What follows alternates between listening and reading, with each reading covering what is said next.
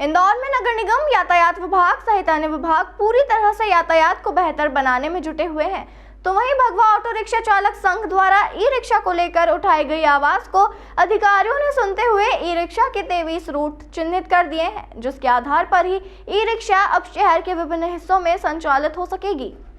दरअसल इंदौर में e rickshaw काफी मात्रा में सड़कों पर अब संचालित होने लगी है और ई रिक्शा को लेकर किसी भी तरह के कोई मापदंड सुनिश्चित नहीं किए गए थे, जिसे लेकर भगवा ऑटो रिक्शा चालक संघ के अध्यक्ष वीरेंद्र त्रिपाठी द्वारा आवाज बुलंद की गई थी। इसके बाद आरटीओ विभाग, यातायात विभाग के साथ मिलकर पिछले दिनों रिक्शा चालक संघ के साथ संयुक्त बैठक में कुछ मापदंड तय हुए थे और इन्हीं के आधार पर अब ई रिक्शा के 23 रूट शहर में चिन्हित किए गए हैं। बताया जा रहा है कि ई रिक्शा के 10 से 12 किलोमीटर का रूट तय किया गया है और इन ई रिक्शाओं पर अब नंबर भी लगाए जाएंगे और उन्हीं नंबरों के आधार पर वह सड़कों पर संचालित हो सकेगी। इसी के साथ सुरक्षा के मापदंड भी सुनिश्चित किए जाएंगे, क्योंकि देखा जाता है कि अधिक यात्री ई रिक्शा में सवार कर लिए जाते हैं, तो वहीं दूसरी ओर ई रिक्शा का अधिकांश उपयोग माल लोडिंग के लिए भी किया जा रहा है, जिन पर भी कार्रवाई की बात कही जा रही है। देखिए, इसके लिए हम इंदौर के शासन प्रशासन के सभी पदाधिकारियों को धन्यवाद देंगे। आरटीओ महोदय,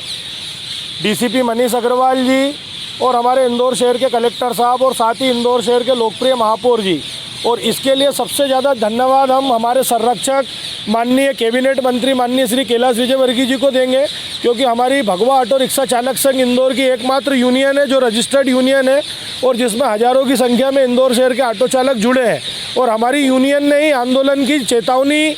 डीसीपी मनीष अग्रवाल जी का घर का घेराव करने की दी थी, तभी जाकर के हड़कंप मचा और अधिकारियों ने तत्काल ई रिक्शा के रूट तय करे, जिसका बेनिफिट हमारे इंदौर शहर के 35,000 ऑटो चालक भाइयों को मिलेगा। और होना भी चाहिए, क्योंकि ई रिक्शा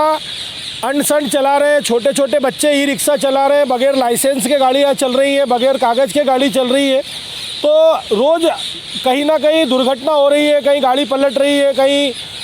कुछ गलत काम हो रहे हैं। तो ये सारी चीज़ें इससे रुकेंगी। और आजकल ई रिक्शा का इस्तेमाल लोडिंग में बहुत हो रहा है और उसके कारण भी हमारे लोडिंग ऑटो चालक, ठेले वाले भाइयों का भी, हम्माल भाइयों का भी काफ़ी नुकसान हो रहा है, क्योंकि बगैर परमिट, बगैर रूट के, बगैर कागज़ के ये लोग कहीं भी गाड़ी चलाते हैं।